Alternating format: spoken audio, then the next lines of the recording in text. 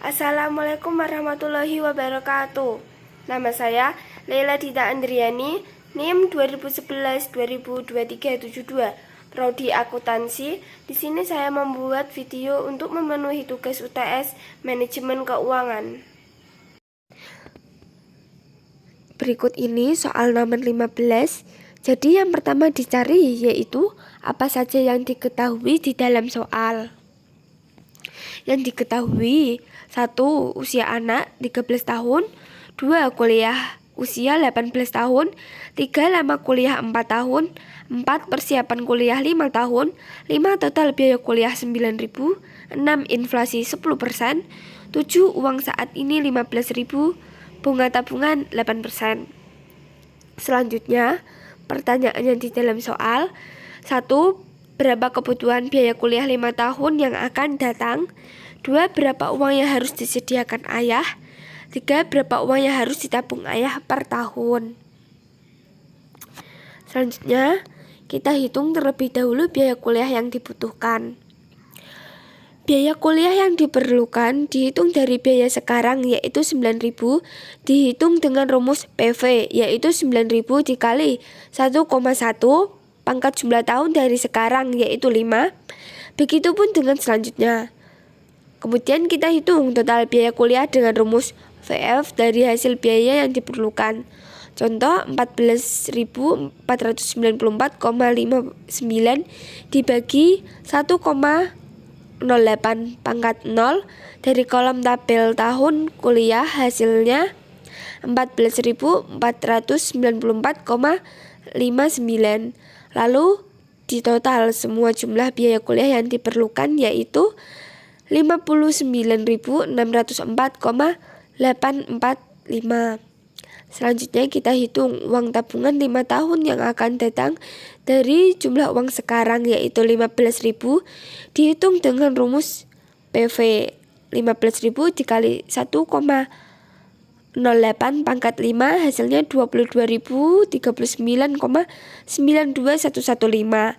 Jadi uang yang harus disediakan ayah sebesar total biaya kuliah yang diperlukan dikurangi tabungan dana anak 59.604,845 dikurangi 22.039,92115 yaitu 37.568,924. Ini jika disajikan dengan tabel menjadi 1.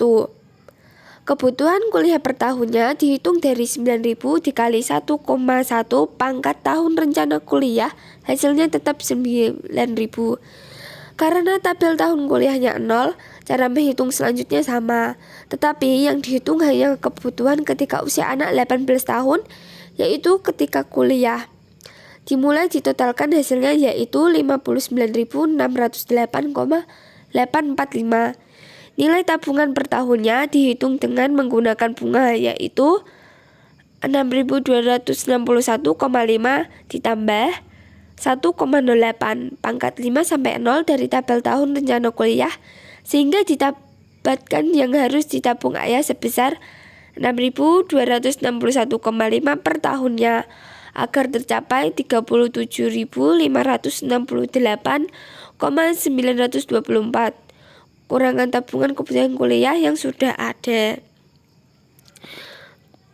Kemudian ini adalah gambar bagan alir arus kas. Arus kas dalam perusahaan industri. Dalam arus kas di perusahaan yang dipersiapkan pertama kali adalah kas. Arus kas yang ditunjukkan oleh anak panah ke atas kas merupakan arus kas yang terjadi karena kegiatan operasi perusahaan. Sedangkan yang di bawah merupakan arus kas yang terjadi karena keputusan pendanaan yang diambil oleh perusahaan. Kas berasal dari aktiva tetap, modal sendiri, utang, piutang dagang, dan hutang dagang. Sumber dana kas berasal dari 1. Investasi dari modal sendiri, 2. Piutang dagang dengan sistem penjualan kredit, 3. Penjualan tunai, 4. Penjualan aktiva tetap, 5. Hutangnya berasal dari pinjaman bank atau pihak lain. Pengeluaran kas berasal dari 1. Pembelian aktiva tetap, 2. Penyusutan aktiva tetap, 3. Pembayaran hutang dagang, 4. Pembelian bahan mentah untuk bahan dalam proses yang akan menjadi persediaan barang jadi, 5. Pembayaran gaji dan biaya lain, 6. Pembayaran pinjaman hutang, 7. Pembagian dividen dari laba pada investor. Selanjutnya, berikut ini dipergunakan ilustrasi model presentasi penjualan dengan menggunakan data PT DJ tahun 2015. Misalkan perusahaan memperkirakan penjualan akan meningkat sebesar 25% pada tahun 2016. Digunakan skenario sebagai berikut dalam menyusun laporan keuangan yang diproyeksikan. A. Semua aset lancar meningkat secara proporsional dengan penjualan. B. Dilakukan pembelian aset tetap baru sebesar 20 miliar pada awal tahun 2016. C. Penyusutan aset tetap lama sebesar 25 miliar dengan aset tetap baru 2 miliar. D. Akun utang dagang dan utang pajak meningkat secara proporsional dengan peningkatan penjualan. E. Hutang bank dipertahankan, tetapi kalau perusahaan memerlukan pendanaan dari luar perusahaan, hutang bank akan ditambah. Penambahan akan dilakukan pada awal tahun. Tingkat bunga yang ditanggung tetap sebesar 12% per tahun. F. Perusahaan akan membagikan dividen hanya apabila dana tersebut tidak diperlukan untuk investasi pada berbagai aset. Cara seperti ini memerlukan dividen sebagai keputusan residual. G. Perusahaan tidak akan menambah setoran ekuitas atau modal sendiri. H. Operating profit margin 2016 diperkirakan sama dengan tahun 2015. C. Tarif pajak penghasilan sebesar 25%. Langkah pertama yang dilakukan adalah membuat proyeksi laba rugi. Disebutkan juga sebagai rugi laba pro forma tahun 2016. Proyeksi tampak sebagai berikut. Harga pokok penjualan dan biaya operasi sebesar 93,3% karena operating profit marginnya adalah 6,7%. Perkalian 93,3% kali 1875 sama dengan 1750. Dibulatkan. Sekarang kita proyeksikan neraca sisi aktivanya dahulu. Perhitungan aset tetap net adalah sebagai berikut. Aset tetap lama sebesar 295 miliar ditambah pembelian aset tetap baru pada awal tahun 2016.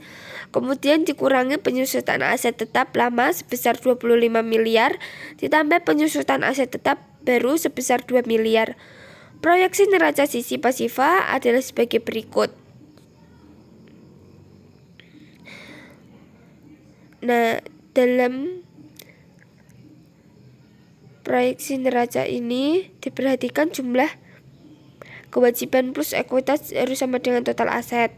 Dalam hal ini 690,3 ribu dengan total kewajiban plus ekuitas, maka total ekuitas pada akhir tahun 2016 harus sebesar 419 miliar.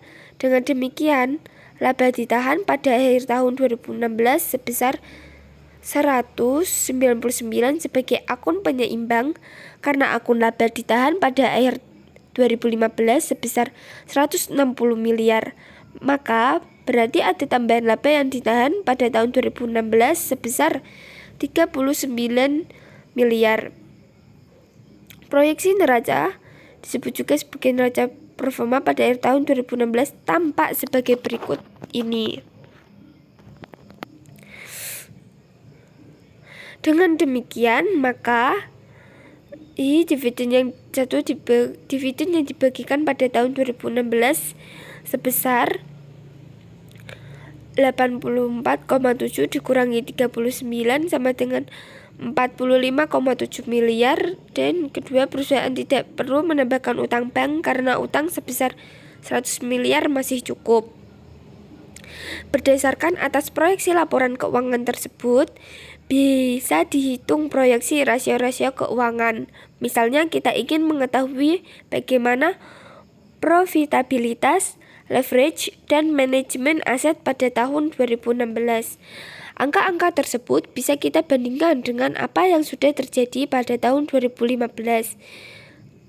Misalnya, DER tahun 2015 sebesar 0,65, dilihat halaman 2.23.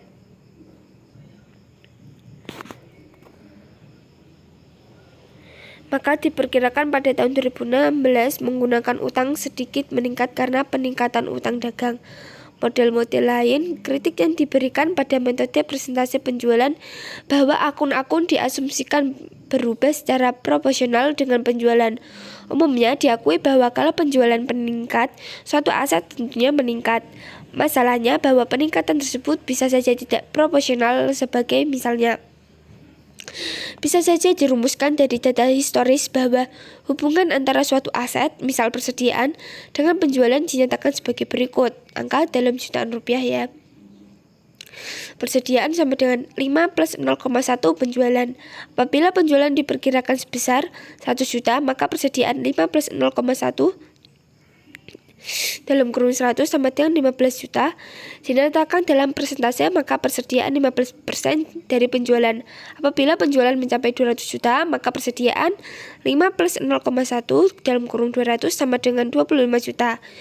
Dinyatakan dalam persentase, maka persediaan 12,5% dari penjualan. Kita lihat di sini bahwa nilai persediaan diperkirakan meningkat, tetapi secara persentase menurun. Cara lain untuk menyusun laporan keuangan performa adalah dengan menggunakan sistem anggaran.